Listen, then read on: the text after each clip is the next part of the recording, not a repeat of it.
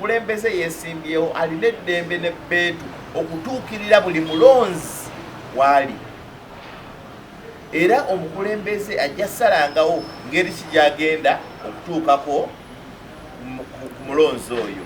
Ayinza osalawo nti nze jatambulanga mulyango ku mulyango do tudo, nti nze nedda olwo nja balindiranga ku katale buli ajja okugula nga mugamba waaye neesimbyewo njagala kino mumpa akalulu. Omu ayinza okugamba nze nja balumbanga mu kyaki, omulala ayinza okugamba nedda nze nja kugendanga ku radio na ku social media, sijja kugenda tambula nga nkola ki noonya kalulu.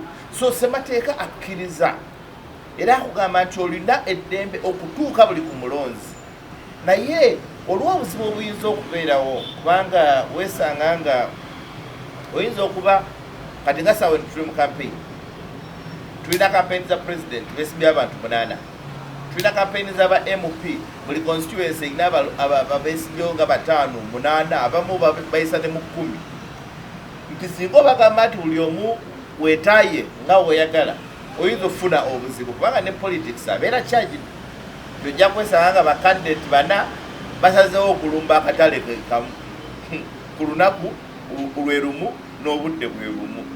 So olw'okugyawo embeera ezo, Electoral Commission ekola gye bayita harmonization of campaign program.